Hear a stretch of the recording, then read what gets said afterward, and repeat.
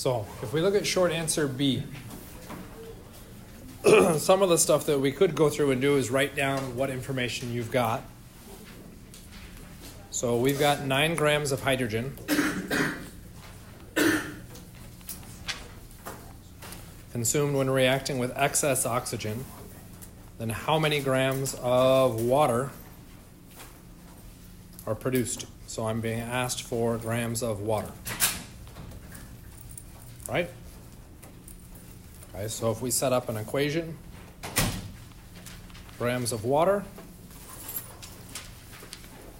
given 9 grams of hydrogen. Grams of water, the same thing as grams of hydrogen? No, so what do you need to do? Do a substance conversion. Okay, in that substance conversion, what do we want to have happen? H2 needs to be canceled, so we can put that in the denominator, and we need water in the numerator. As a substance conversion, we now have to ask ourselves, where would I find a substance conversion?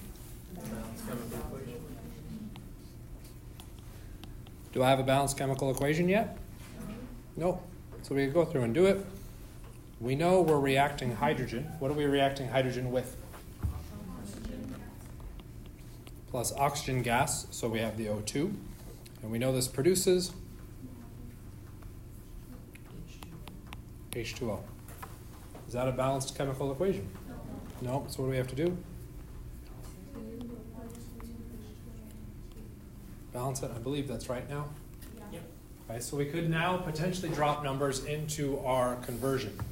Before we do that, our conversion has only specified the substance, not the measurement. What is the measurement?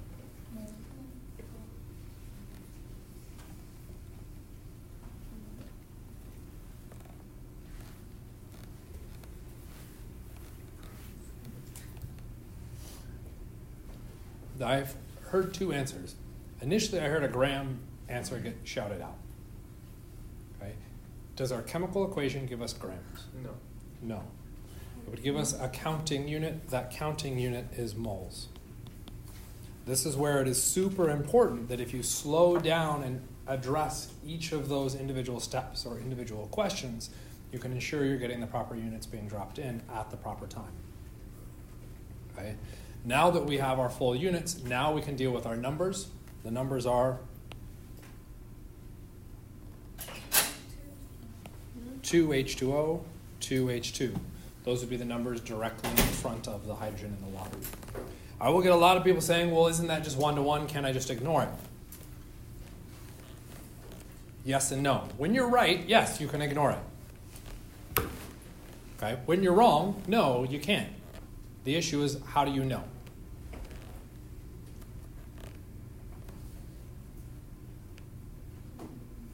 How would you know you were right or wrong? Doing it twice. I don't understand that. By going through and doing it, like just reducing it, going through and doing it, reducing it. So, and you're saying 2/2 versus 1/1. So the argument that I hear students saying is that since that is just 1/1, I'm just not going to do it. Okay, that's what I'm saying, not reducing 2/2. Because 2/2 is 1/1, that's not a big deal.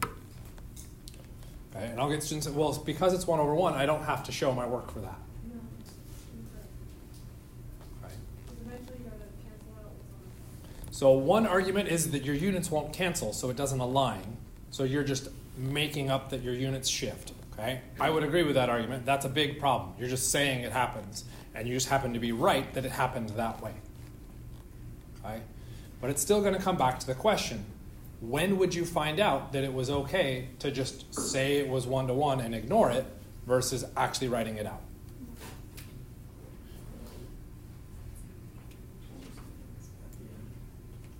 At the end, when?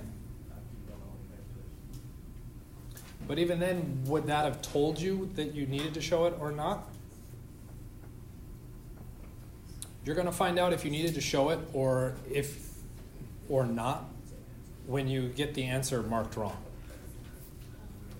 When you get the answer marked wrong, you needed to show it. It wasn't 1-to-1. You screwed up.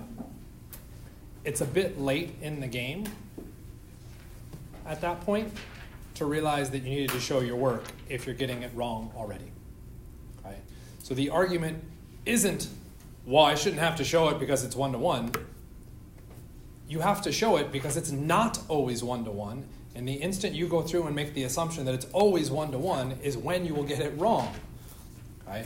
And it doesn't happen in just Chem 130, it happens in all chemistries. Because we go through and we make that assumption, or we use that often and often and often, and we just say, oh, it's 1-to-1, I don't have to worry about it. The one time where it's not 1-to-1 is the point where it matters for your grade and you lose points. Okay? Which is why you should always show it. You shouldn't just skip it, even though it's 1-to-1. Okay? The amount of time that it takes to write that down should be incredibly short. Okay? That associates meaning behind it. It allows you to cancel units appropriately. There's no internalization of that thought process. You should always show it, even if it's 1-to-1. Okay? Always. If you skip it and get it right, and it's a multiple choice, oh well. You got it right.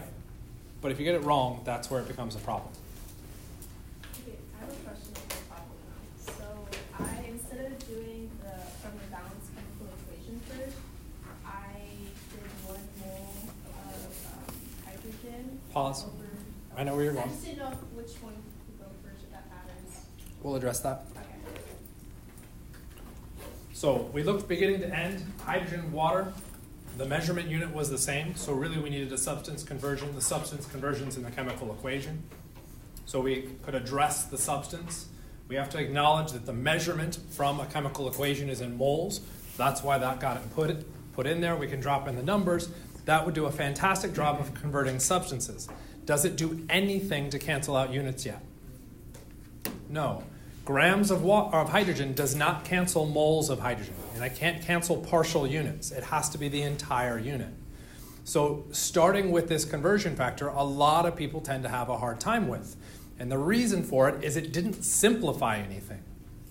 Okay? But does it show the thought process of what we needed to get done through the calculation? Yes. And that's why I would argue this is a more valuable conversion process to include. It is not the end of our conversion. Okay? Because when we go through and look at this, I've now brought in moles of water. That's great. I want grams of water. I also brought in moles of hydrogen, and I don't want that. And I didn't get rid of grams of hydrogen. So I've made a bigger mess of the units. So now it's what do I want to do to fix that bigger mess? Okay? So let's run with your suggestion. Because you said, you went through and said you didn't want grams of hydrogen, you wanted moles of hydrogen. Right? And you saw that conversion factor from the periodic table. And that periodic table told you 1 mole of hydrogen is,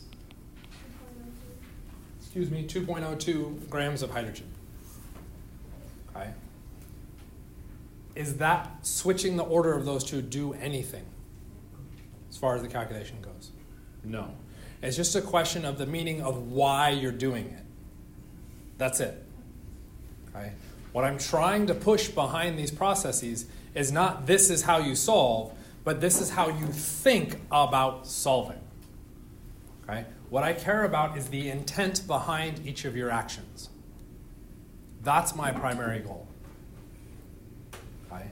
And if your intent is square and it happens to work out that you get the same answer or the correct answer, fantastic. That's a really good thing. Okay? But my primary goal is your intent behind your actions, because that intent is going to translate to other courses. Virtually none of the actual numbers or units or conversions or substances are going to translate to another course. Okay? But the intent behind why you're doing those things, that will. And so that's what I'm trying to make sure you get out of a fundamental course, is the intent behind your action. Does that make sense? Okay.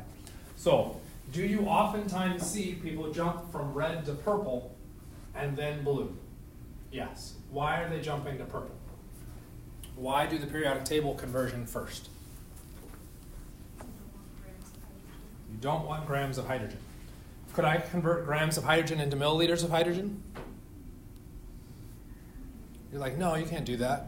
There's nothing that relates mass and volume.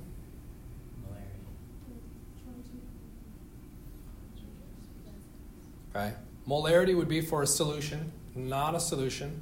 There's that moles and liters thing. Okay. 22.4 liters is 1 mole. That's phenomenal. Not mass.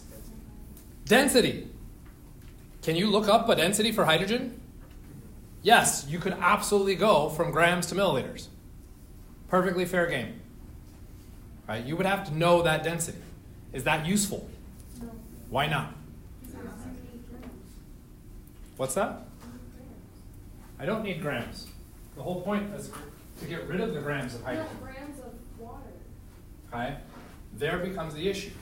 I'm trying to get grams of water. I'm trying to convert not the measurement, but the substance. Why are you going from grams to moles? Because the moles are in the balance equation. That's the Okay. terms. There's 2 answers for why you would go grams to moles using the periodic table. The most common answer is because somebody said that's what I'm supposed to do. If that is your intent, that's okay. That means you've memorized how to solve a whole bunch of questions. I can't help you with that. I literally can't. Okay? If your answer is that I know moles is a valuable thing, so I'm going to go into moles, why am I going to moles? Well, I just know it's valuable, so I'm going to do it. Okay? That's also a decent intent. But again, why are you going to moles? Okay? Just because it's important? Okay? Ultimately, the biggest conversion was what? Substance. Where do I get the substance conversion? From the balanced chemical equation. So I would argue it makes sense to immediately target the thing that you're trying to do. You're trying to do a substance conversion. The intent is to deal with that first. The problem with that intent or that first action is that doesn't clean things and make it look pretty. It doesn't have to look pretty. It has to look right. Does that make sense? So that's the reason behind the logic on how we're ordering these things. If you don't want to follow that logic, that's okay, as long as you achieve the proper alignment of those units. The proper alignment of those units is very often tied to intent or to having seen somebody do it hundreds of times. Okay? And ultimately having seen someone do it once and then you repeat it hundreds of times. The problem with repeating it hundreds of times, y'all don't have enough time to write your work down on an exam, but you have time enough to do a problem hundreds of times? Okay. The repeating a question hundreds of times takes time. If you understand why you're doing it, you don't have to do as much practice because now you know why it's happening.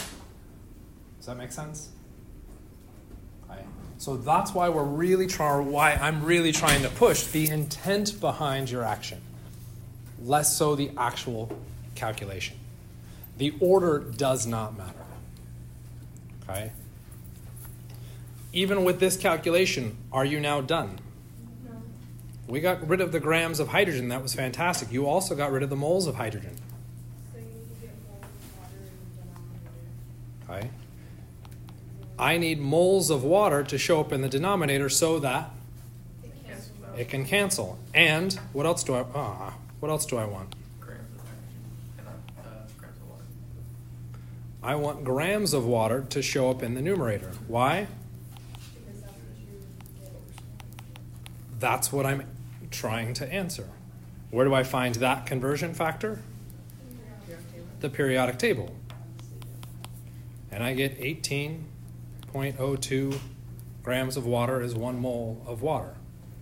The sequence in which you put any of those 4 pieces, okay? And there are 4 pieces. There's 1, 2, 3, 4 is irrelevant. Okay? That sequencing comes to your intent behind how you establish this. As long as your intent has a logic that is repeatable and makes sense, you're fine. If your logic is, it's the next thing I want to put in, that becomes problematic. Does that answer your, because it was just your question?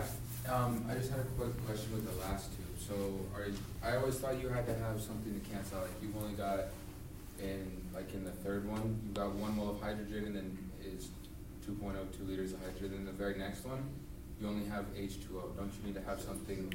So I have moles of H2O, and so you're talking about this box? Yeah, and then the box to the left of it. And then to the left of it. Yeah. So your moles of H2 canceled with the moles of Canceled H2 in the blue one. The grams of H2 canceled with the grams of H2 all the way there. So the canceling can happen anywhere through the entire equation. This is why the order doesn't matter. All right. Okay? And so a lot of people like to have it cancel immediately because then it looks pretty. Because then It's irrelevant. What you need, though. Okay? As long as you recognize where they show up, you should be canceling. Okay? Because if you don't cancel, well then it's hard to see what you have and what you need. Okay? And what you need to get rid of. Be right next to each other. Yeah, no. They right next to each other is a myth, and that I think is one of the reasons why people like to do the conversion to moles right out of the gate, because it cancels right away. Okay. There's no reason for it to cancel right away.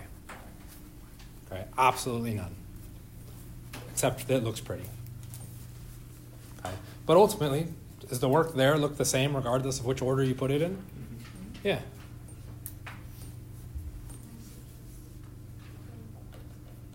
Are we good with that one? Okay, so 9 divided by 2 times 18, 81. Right? 18 divided by 2 is 9 times 9, 81. This is one that it turns out that rounding bit me in the butt on it. If you actually do the 2.02 and the 18.02, you don't get exactly 81. You do come in just a bit short of it, and that's because when I calculated it, I made the bonehead mistake of saying the mass of hydrogen was 1, which then meant it came out to be 2, which then also mean water came out to be 18. If you go through and change the water to 18 and the hydrogen to 2, you'll get 81. Okay, I believe is where it came out. So is it important to deal with sig figs? Yeah, unfortunately, and there it is. There's the proof in the pudding. Okay, you're supposed to deal with those numbers accordingly. Make sense? Yeah. Okay. That question was a copy over from last year's exam, right? We look at the practice exams. Okay. So do you expect to see this exact same question? No. What do you expect to see? Something like it. You should be able to do better than that. Same question, but switched around. This was a copy over from last year's exam 2. What do you think is going to show up on your exam 3? This is that question. Be something harder. A copy over from exam 2. That's not a pretty solid hint on what you could see on the test. I don't know what is. So we gotta go and look over exam 2. Might be a good idea. Just might. Okay. That also said you do have exam 2 questions on this. Okay. You should always be reviewing your old exams to find out what you did wrong. That's why. Particularly for a class that has a cumulative final at the end. That's why letters C always look so familiar. Practice exam 2 or exam? Exam 2, your actual exam 2. Okay. So are we good with that question now? Woo. What do you got? A. So what are you being asked to solve for? The percent yield of rust. So percent yield. So what is that going to be equal to? Actual over theoretical time. Actual what? Actual yield Of the reaction. actual yield of rust over. I can't spell theoretical today. THE. Theoretical. Shouting out random letters, by the way, for the record, even if they're proper, is not helpful. Because if I'm not in that sequence, all you're doing is confusing me. Just for the record. Times 100%, right? Okay. Are we given any of that information? It does say 20 gram sample of, let's read properly. There it is. 18 grams of rust is produced, which would mean that's my actual. I've got 18.0. That's an 18. Man, that didn't get any better. 18.0 grams of rust, which means what unit should my theoretical be? Grams of rust. Okay? So now we could go back to the question and be like, okay, well, what other numbers do I have? Okay, I see a 20.0 gram iron, and I see an 8.59 grams, so that one must be of the rust. That's of the oxygen gas. Okay. Well, that's kind of weird. I'm not given a theoretical mass for the rust. Okay.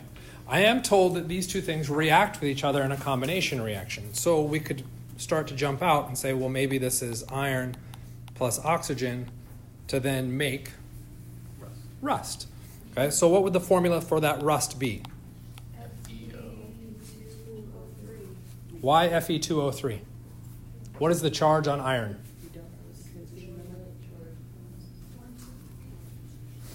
1, 2, 3. That wasn't me saying, okay, now on 3, tell me the answer. That was literally the answers for what the charge on iron could be. It could be 1. It could be 2. It could be 3, which means our rust could be Fe2O or FeO or Fe2O3. If you don't know which one it is, can you balance the equation? No. Okay? And this is where tutors stumble on them. They go, oh, this is a limiting reactant question because you're given 2 of the reactants and you're being told that you have to calculate how much product you've got. Well, to convert your reactant into product, you would have to do what kind of a conversion? A substance conversion, which requires a balanced chemical equation. If you don't know what your product is, can you balance the chemical equation? No, which then means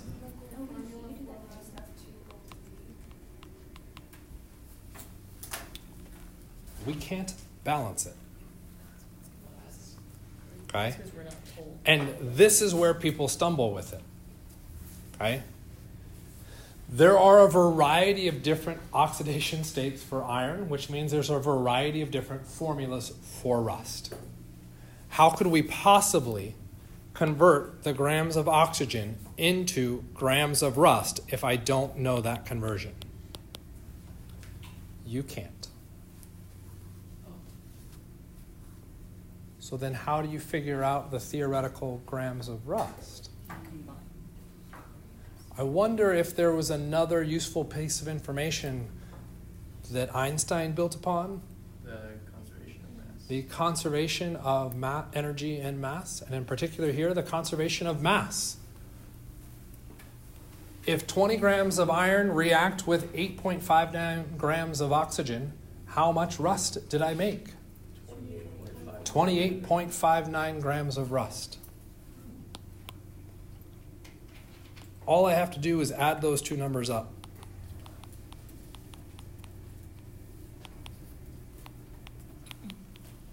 This is now the grams of rust that I could have theoretically made.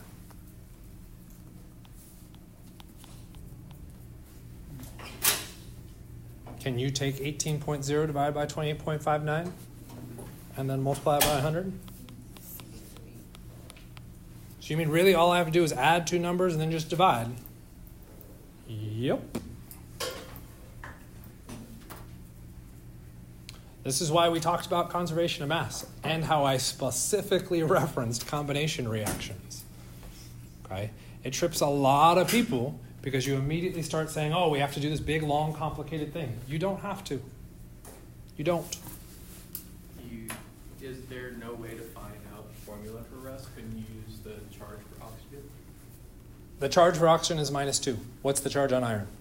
Well, it would have to balance out. It would have to balance it out. Okay? So if it was Fe2O3, what's the charge on the iron? 3. What if it was FeO? It'd be 2. Now it's a +2. If you don't know the charge on the iron, what happens? Your formula changes. Is that going to change how you balance the equation? Yep, which means you can't do a substance conversion. Is there a way you can find? Nope. So anything with the transition element, or one that we don't know the charge, there's no way to find the formula for it? There's no way to find the formula without doing a chemical experiment. Okay, and so that could be the kind of leading question that you're going. You're saying, oh, you can't possibly solve it. We can solve for the formula for rust. Okay, we could potentially do that. With this given information, no. No, we cannot. Okay, because we don't know anything about the ratio of iron to oxygen. Okay, as soon as we knew that, then we could figure it out. So in the case of, if we got a question where it did give you what rust was, if it actually gave you a chemical equation for it, then could... What if, so number one, let's address the first thing. Are we okay with the question now? Yeah. Know how to get it. Okay, so let's erase some of that. Okay, let's erase all of that and say, what if I told you that the formula for rust, rusty, why not? Rust was Fe2O3. Then what do you have to do? Then you do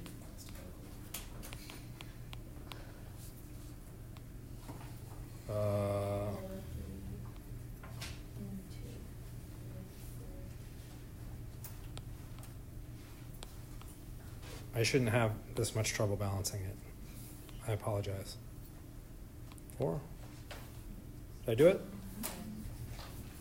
Okay.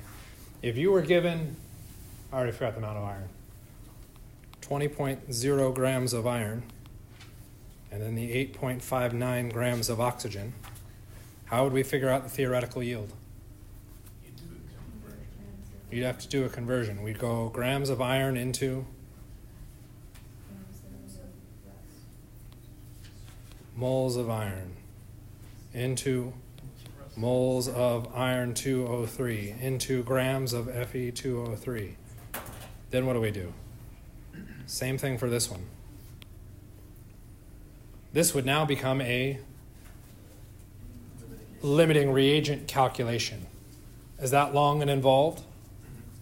Yeah. What you could go through and do is look at the question and or the test and be like, how many limiting reagent calculations is he asking me to do? If I'm asking you to do 1, probably correct. If I'm asking you to do 4, I'm not that big of a jerk. Just for the record. What that means is one of or multiple of those 4, you're missing something that isn't aligning right. You have to figure out what that something piece of information is. If you have no other option, then just crank them all out as limiting reagent and hope for the best. Okay? Or ultimately, even better, if you see 4 limiting reagents, how many of you think limiting reagents are easy and fast? Faster than what are the units of molarity?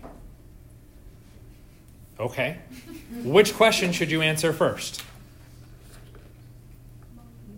What are the units on molarity? Okay. So stop answering questions. If you see one that you're like, damn, that's a limiting reagent, put LR next to it, FU next to it, and move on. Okay. Don't waste your time on that because virtually every question is worth the same amount of points. Okay. So answer the one that's what's the units on molarity. Okay. So, we good? Cool. Next. So let's actually record that real quickly. So the question was, does PV equals nRT show you all of the relationships discussed in the textbook? Like between volume and moles? Yes. Volume and temperature? Yes. Volume and pressure? Yes. Moles and pressure? Yes. Moles and temperature? Yes. Temperature and volume? Yes. Temperature and pressure? Yes. Every single possible relationship that the textbook addressed about gases is in PV equals nRT. So that's all the equations we use to solve. I would argue that's it. And what was R again? R is a gas constant. The gas constant is For what?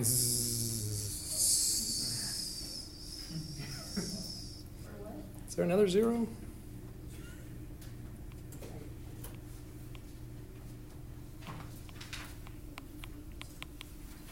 I don't remember now. Okay, ultimately, you don't have to memorize it. I'll give it to you if you need to use it. Okay. So all of those relationships are there. Do you need to know the scientists' names for each of those individual relationships? How long did I talk about the scientists' names? Okay, I don't think I even said their names. I just showed a list of them. So yeah, no, you don't need to know their names. Okay, this is not one that I care about the scientists on. Okay? Can you see on the short answer? So when you go through and attempt these, and this isn't just yelling at you, this is yelling at everybody, okay? Because everybody has the tendency to fall into this. Even I did as well, okay? What this comes down to is that we want just a simple out, and we want to come up with as many shortcuts as we can so we can just kind of crank through calculations. I do intentionally want to break you of that habit because those skills aren't skills, okay? If anything, what I'm training you to do in those cases is to then fail at any other class. I want you to succeed in every other class because I want you the tools to be able to move forward. Okay? So let's solve it the same way we solve every other question we've ever attempted. What are we solving for?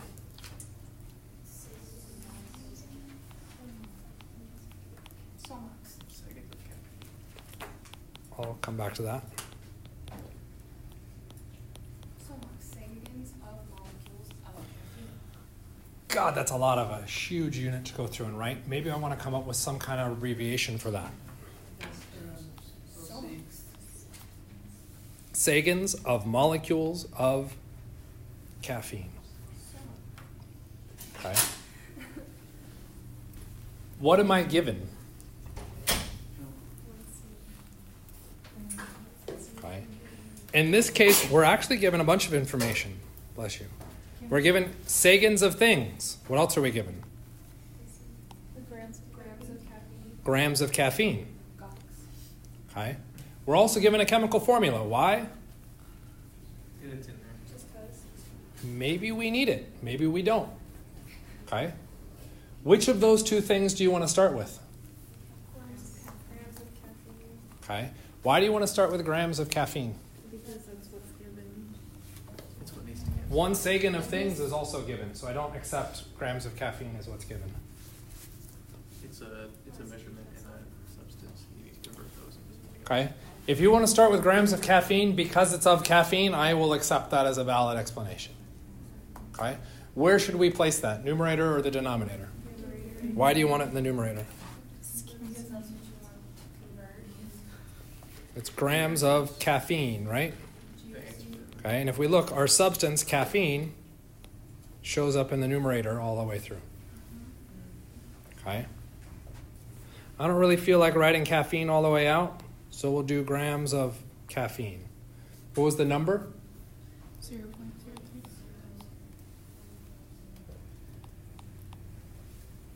Okay, is grams of caffeine what I want in my answer? No, what do I want in my answer? Seconds of molecules. Okay, I want the SOMOX. Do I have a relationship between SOMOX and grams of caffeine? Okay. I do have this thing that is seconds of things. What the hell is a thing? What is my thing? Molecules of caffeine.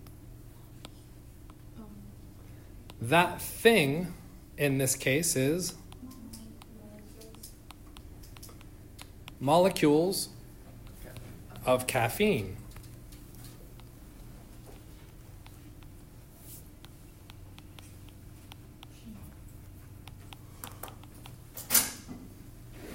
Okay.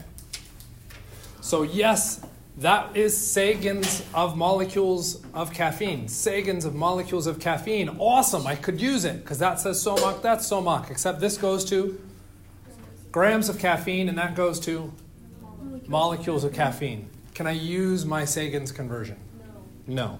Okay. So this conversion factor that I've got written out or started does not exist. Okay. So I'm going to have to convert something else. So which one do you want to deal with? Do you want to? So I'm hearing moles. So what I'm assuming by that is you're going to deal with grams of caffeine and convert that into something else. Yeah. Okay? So we're going to take the grams of caffeine and you're going to turn that into moles of caffeine. How would you find the conversion factor between the grams and moles? That comes from the periodic table if we knew the chemical formula for caffeine. Oh, snap, there it is. Okay?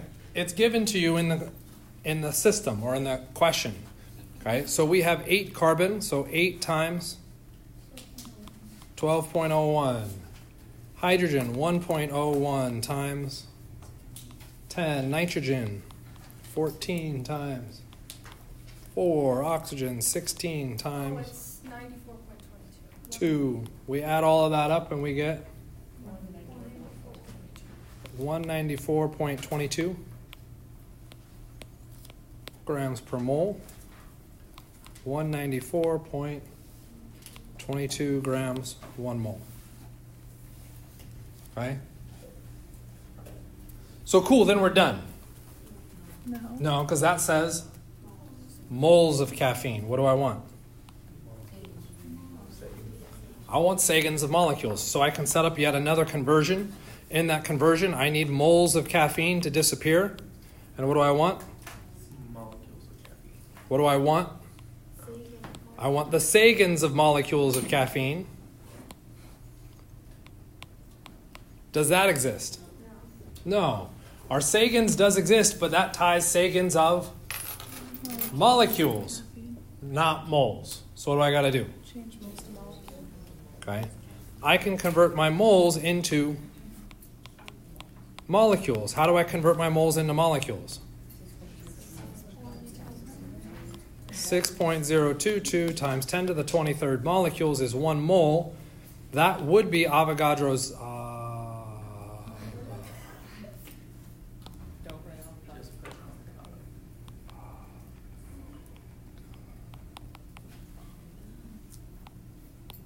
And where is Avogadro's number found? In your head. 6.02 times 10. You should have that memorized. What units would we now have? Molecules of caffeine. Do I want molecules of caffeine? So molecules of caffeine needs to cancel. Ideally, what happens? Seconds of molecules of caffeine, or our SOMOCs, need to come in. Does that conversion factor exist? Yep, that's up in the equation. 1 second of molecules of caffeine was 4.00 times 10 to the 9th molecules of caffeine. Kind of, sort of?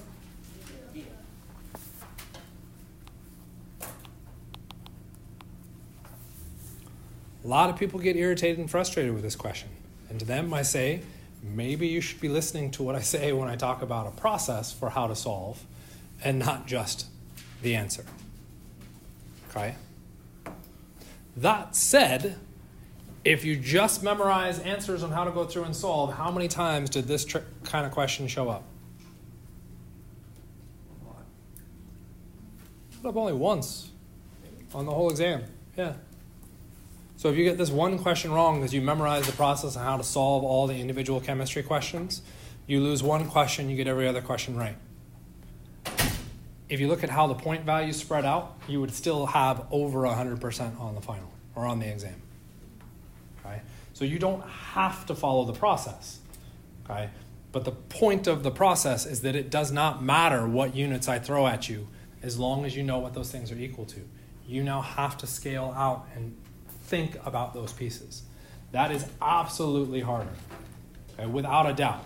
But because it is harder, I also don't ask it 30 times. Okay? Does that answer your question?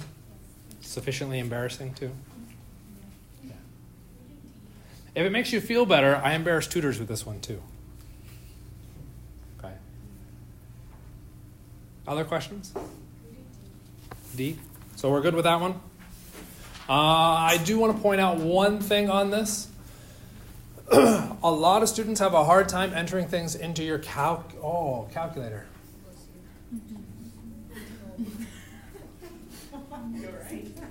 This is just a sneeze up in there. You need to make sure you are careful with your powers of 10 when entering them into the calculator. Right?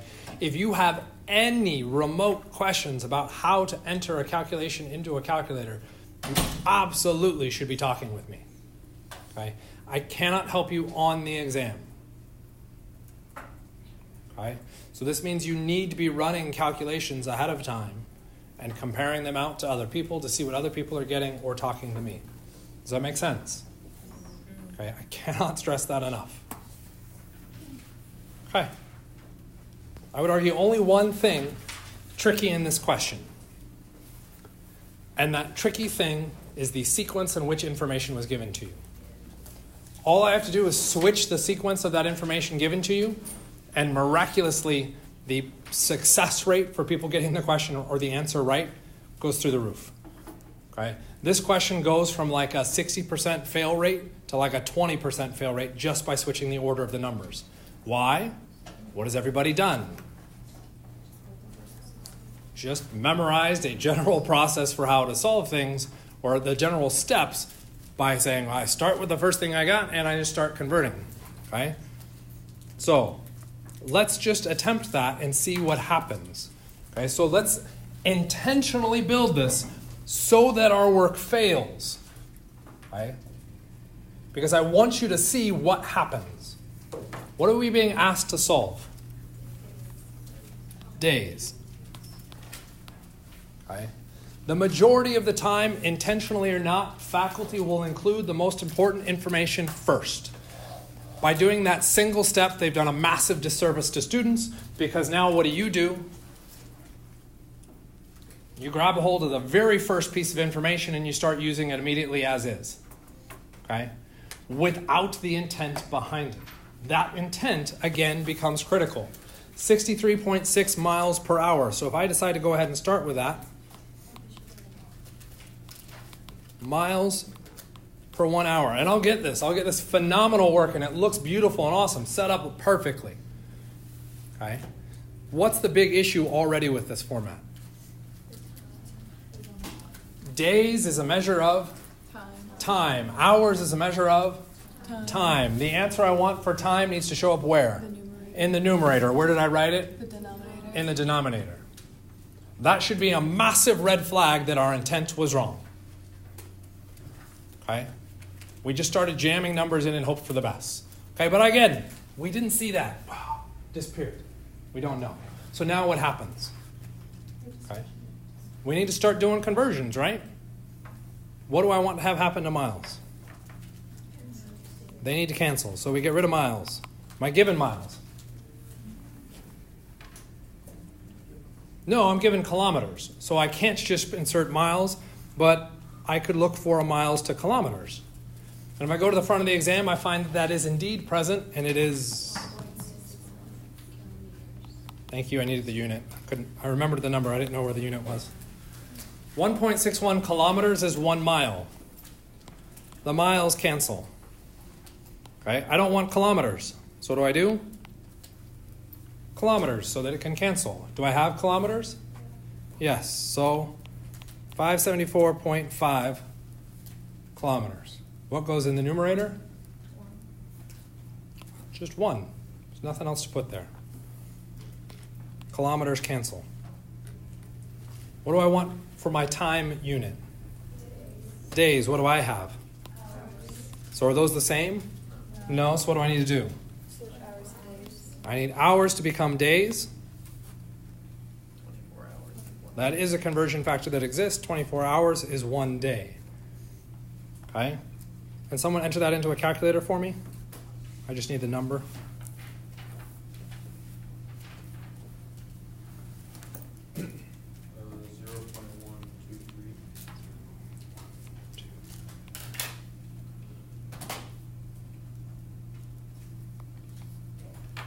That makes me a little nervous. No, right. It's okay. 4.27. I think that's better. It's more along the lines of what I think I remember expecting. 4.27. And then we'll go through and say, well, as I was solving for days, the math says I'm now in days, so it's 4.27 days, and they box that in as an answer. Okay, and I even just heard someone, that was awesome. That was a good share. That's what I did. Okay, you weren't alone. Okay, this question has shown up on multiple exams, and I get that a lot. Where's your day unit in your calculation? It's on the bottom. It's on the bottom. You didn't solve for days, you solved for, stupid eraser, 1 over days. Really what you solved for was 4.27 over days. What the hell is that? I don't know either. Okay? But what I do know is that I don't want days in the denominator. So how could I get days into the numerator? Flip it. I can flip it. This becomes the important part. What am I flipping? The numbers. The whole freaking thing. So this needs to become 1 day over 4.27. days over 4.27. And you're just like, that still doesn't make sense. Let's try that again. That would be 1 divided by 4.27 days, which would be 0.234 days, and we now have a proper answer. As long as you acknowledge you failed, you can fix it with some fast math. Or is it quick math? I don't remember. No? Okay, that's fine. That sounds better. Never mind. It was a bad reference. We'll just let it drop. Okay? And we could get our answer. I think I did see you be like, what the F did you just do there? Yeah? Okay, so let's try it this way. You get to this point. Is that what you wanted? No. So you effed up. What do? Fix it. Okay. You go, oh my God, that was totally wrong. What was the mistake that you made? You may put miles in Okay. In that case, you could go back and look at your work. 24 hours is 1 day. This makes sense. This makes sense. This makes sense. Each of those individual things make sense. Why did you place 24 hours over days? Because you need to cancel out hours. You needed to cancel out the hours from over here. Why did you place miles over hours? Because you need to cancel out the miles. Oh, I didn't have a reason for it. That's your problem. That was your initial assumption that effed the whole problem.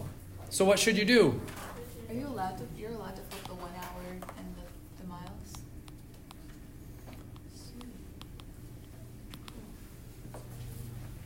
Now what do you go through and do?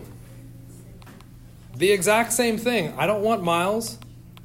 1 kilometers, 1.61 miles. Or 1.61 kilometers. 574.5 kilometers now in the numerator. Days, hours, 24 hours, 1 day. What happens to the units? Miles cancel, kilometers cancel, hours cancel. What would you get for an answer? Days. Guess what our answer comes out to be? 0.234 days. Okay? If you allow your units to point out that you effed up, that's awesome. Okay? And believe it or not, I have seen students get all the way through to this point and be like, yeah, that wasn't right. And literally crossed everything out and tried again. That is phenomenal. You're doing what you're supposed to be doing. That sucks, because ideally you would have called it out sooner. Okay? But you at least acknowledge the mistake through the process, and that's a fantastic thing. Okay? That is amazing. Does that make sense? Okay, so who asked for D? Does that make sense? Are you good with it now? Okay. If we switch the question around and gave you the 574.5 first, what happens? You start with the 574.5 in the numerator, which is exactly where it needs to be. You can end up doing all the conversions and you get the answer right. Okay? Simply switching the order in which those numbers show up makes a huge difference in the end result. Okay? And all of that stems from not having a proper intent behind why you're doing those actions. Okay? Was anybody curious enough to wonder what the hell is 574.5 kilometers away?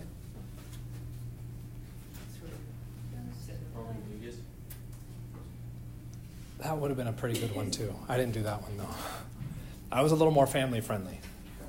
It's Disneyland. Yeah. Just so you know. So, if you didn't know the 1.61 kilometers in a mile, and you went through and did all of them to like centimeters to inches to feet, then to miles, the answer actually looks a good bit different. So if you go through each of those steps, you will probably see a slight variation to it, and that's because you're doing an English metric issue, and it's how close are the English metric values. So on the test, sorry, that was not supposed to be so harmonious. Or anti-harmonious. In this particular case, I didn't provide multiple choice answers because what I was grading for was the work. If you went through because you didn't know that conversion, okay, after the test you might like slap yourself in the face because it was on the front of the exam. Okay, so if you see a conversion where you're like, I wonder what that is, look to the front of the exam first to see if you get a shorter step. After that, you're then memorizing those things. And I told you don't have to memorize English metric conversions. Okay, so yes, you'll see some variation in that. And what I would do is give you all the points. I would probably be like, why is your answer so different? And I would check your calculation. As long as I got the same calculator number and you didn't make any mistakes in the calculations, you'd be fine. Yes? Are we done with this? Good question. Are we done with that question? Mm-hmm. Yep. Can we do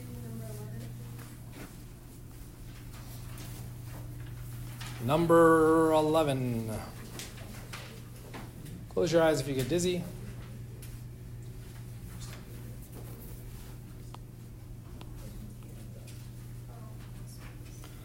This is one of those kind of straightforward questions that people just don't acknowledge right away. It's okay. Which of the following is 1 mole of the specified substance? Guess what almost everybody answers? D. We get D? Wow, okay, you guys are confusing me. I would have thought what everybody would have answered would have been B right out of the gate and said, oh, that's 1 mole. 1 mole is 1 mole, and we're done. But there's not 1 mole in carbonate. Okay, which comes into the process for how we solve this. 1 mole of the specified substance. What is the specified substance in answer B? Carbonate, CO3. What is the specified substance in B? It is not carbonate. Oxygen. It is oxygen atoms. Okay, so how many oxygen atoms are in carbonate? What measurement unit am I aiming for? Moles, yeah. It says moles. So I want to know if this checks out to be, I don't know how to write that, if that becomes true. If that is true, then this is all good, and that would be a valid answer. Okay, 1 mole or oxygen atoms in what? Carbonate. Okay, in moles of carbonate, where carbonate, there was 1 mole of it. Okay, so to answer this question, what do you immediately need? A conversion. A conversion of what? Substances. Where do you find a substance conversion? Okay, in a chemical equation works great. There's no chemical equation. This isn't a reaction. In the formula is also a substance conversion. To make 1 carbonate, how many oxygens do I need? 3. There are 3 oxygen, sorry, I'm the lowercase, oxygen atoms, come on, atoms in 1 carbonate molecule. It's already done. But I'm looking for moles of carbonate, moles of oxygen. Because we're scaling both up, it doesn't matter. 1 times 3 is 3. Does that equal 1? No. Which means Not true. B is wrong. Because B is wrong, E is also wrong. Both of those things should get crossed off after just that 1 solve. Okay? And now maybe you should be like, well, maybe it's not just that it's 1. Okay? I need to look a little bit deeper. So wouldn't it make sense Knowing the chemical formulas for each of these would be important. Are you responsible for knowing what acetate is? Yep. H3O2 minus. Carbonate we just did. Sulfate is SO4 minus 2. Nitrate, NO3 minus 1. How do we go through and set this up? Well, instead of it being carbonate, what am I going to do? 0.5 moles of acetate. Okay. You've decided to switch to acetate, 0.5 moles, C2H3O2 minus. Does that mess with my conversion factor? Yep.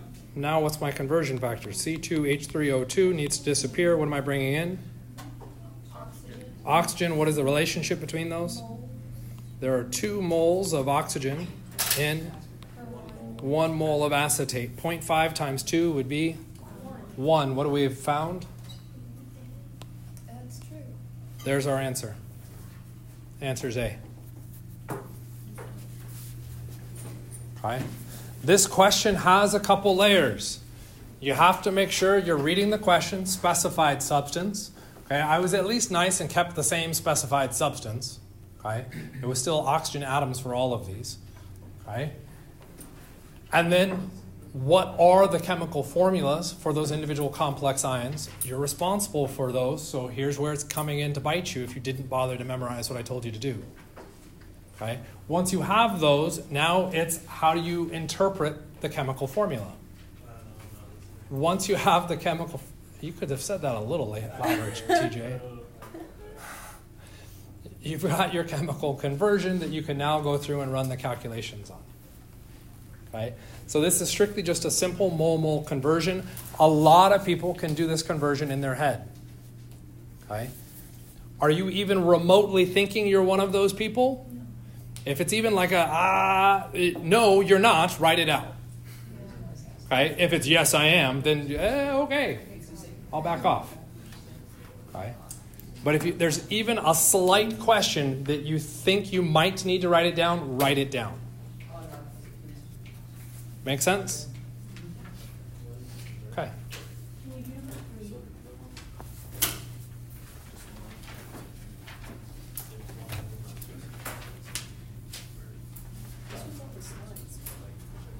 Three, yes. I get a lot of questions on 3. And my responses are usually a bit of dickish. Because the response is, go back and look at the slides. Okay. It is on the slides, so let's work our way through this. Specific heat. What is specific heat? How much energy it takes to change 1 gram of a substance by 1 degree? 1 gram by 1 degree Celsius. Okay? So the specific heat is that number. That's our energy. So if we have a really big energy, what does that mean? I put a lot of heat in, and what happens to the temperature? It goes up by 1 degree. Okay? If I have a small energy, what happens? Goes up by 1 degree. So it's all about how much energy I have to put into that substance. If I'm looking at a large specific heat, this is saying I have to dump tons of energy in. Lots and lots and lots of energy. That tons of energy only causes it to go up by 1 degree Celsius. Okay, so if I envisioned touching this substance, okay, and put a bunch of heat in underneath, I'm probably not going to be too worried about all that heat, right? Put a rocket engine on the back end of it and put my hand on the other side and be like, it's not a big deal. Okay? Why? That substance is absorbing that heat and not conducting it. So we'd be talking about what kind of a material? An insulator?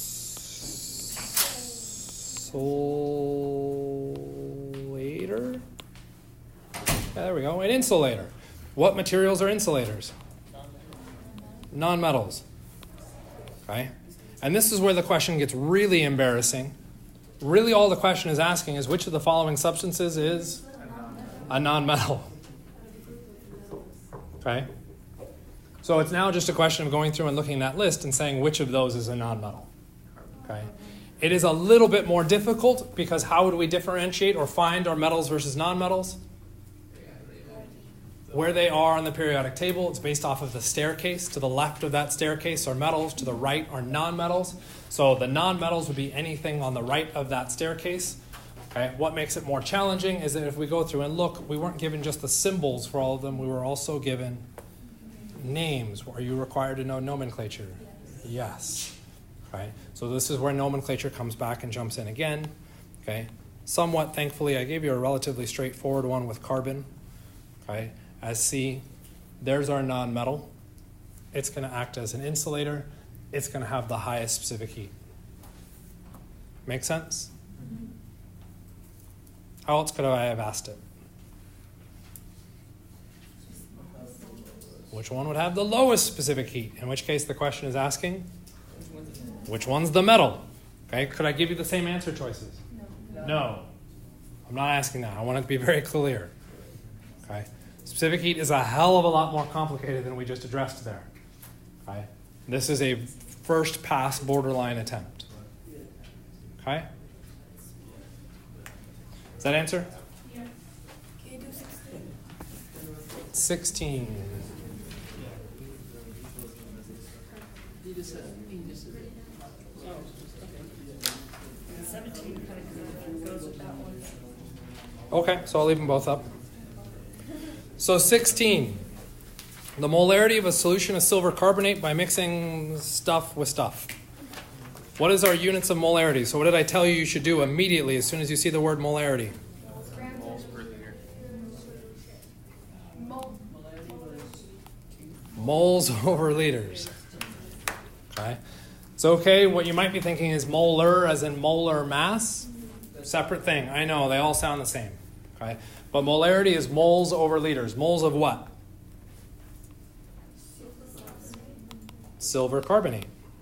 Over liters of our total solution. Okay?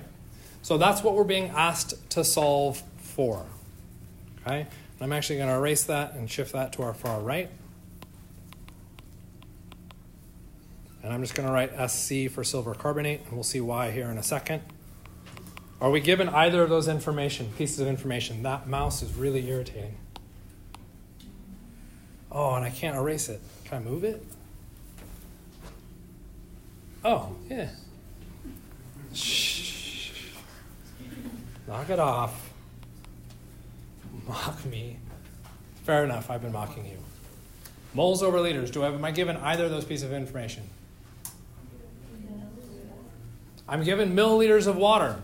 Water would be a really good solution if I dissolve something in it. So cool, that milliliters of water is probably my liters of solution. Okay, that's my volume. But that shows up as milliliters of solution. Okay, so I could go ahead and drop that in the denominator, which would be great, but I want liters of solution, so what do I need to do? Milliliters to liters. 10 to the negative 3 goes with our core unit. Am I given moles? Okay. I want moles in the denominator, right? Am I given moles? No, what am I given? Grams. Where do I find the conversion factor between moles and grams?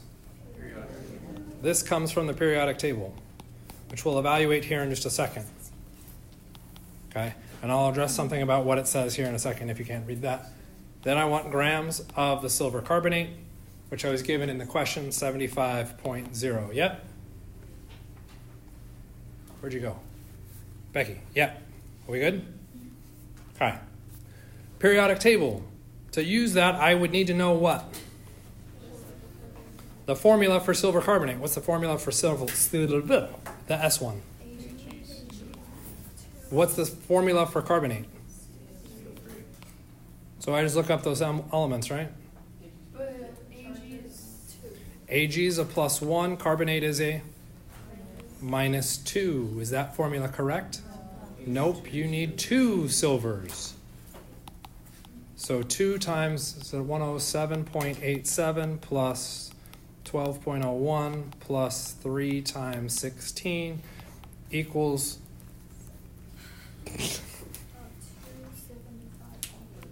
275.81.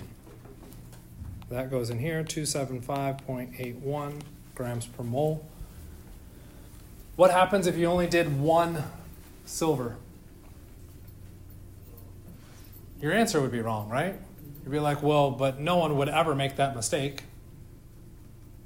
Yeah, actually, I know full well that people would make that mistake, which means that's in one of the answer choices. Okay? You need to understand all of your processes all the way through. Okay? Just because the answer shows up does not mean you're getting it right. Okay? You can thank me when you score on average 20% higher on the final than everybody else. 20%. Okay? And that's a conservative estimate. Okay? Does that make sense? Are you good with that question now, Becky? Okay? So again, what do you want? Set up all the pieces to try and figure it out. Punch it into your calculator at the end. 17 does tie to this. Why is the answer to the previous question utter nonsense? We're talking about making a solution of silver carbonate. Why would that be nonsense? Silver carbonate's not a real compound? No, that's fair. Does not dissolve in water? How would you know that? CO3, okay, that's carbonate. Why is that important? Solubility rules. You mean the stuff about predicting solubility and whether something dissolved or not is important on this exam? Was it important on the last exam? Yeah, is it important on this exam? Yeah, you still need to be thinking about those things. You can't forget the past.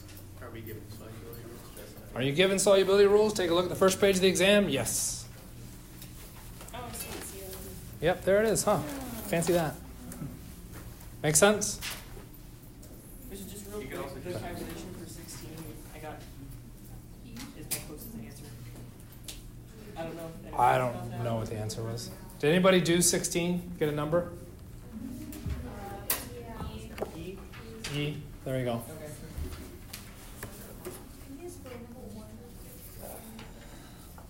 One short answer, or not short answer. The other one? That's why the mouse is over there. I need it to scroll. 1. I'm really on the fence and torn about question 1. Almost everybody just looks at it and makes a gut decision on it, because that gut decision comes from looking at the front of the exam and seeing that 10 to the negative 9th grams is 1 nanogram. That is true.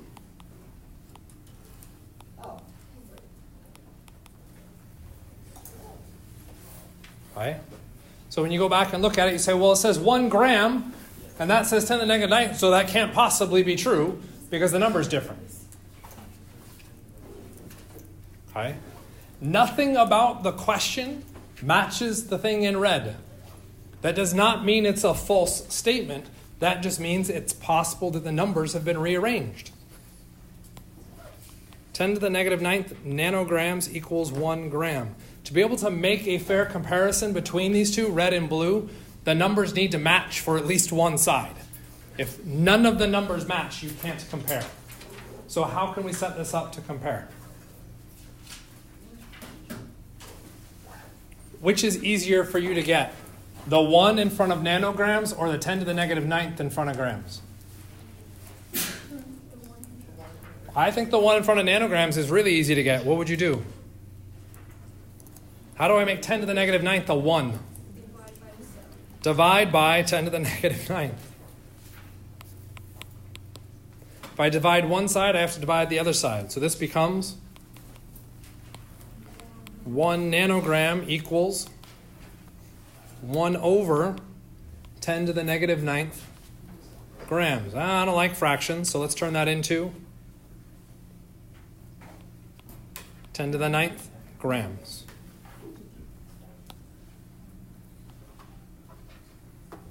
Does the blue equal the red?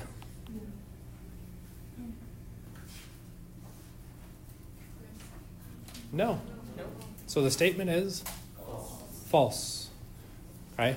Again, what I think happens is people just gut instinct Okay? They see 10 to the negative 9th, and they say 10 to the negative 9th, and it's like, oh, it must be true, because they both say 10 to the negative 9. That said 10 to the negative 9 elephants, would you say it was true? No, elephants aren't nanograms. That's stupid. That's nonsensical. Exactly. Make sure you set up a fair comparison. Okay? It's not just the number, it's the unit associated with it. Okay? With that, we got to be done.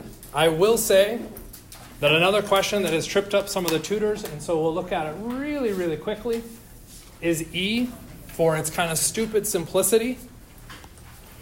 The answer to A is 0.5 molecules of oxygen. Wow. The answer to B is 0.5 moles of oxygen. You're required to show work. You should set up work to get those. Okay? Then C, why is A stupid but B okay? Can you have half of a molecule? No. That's nonsensical.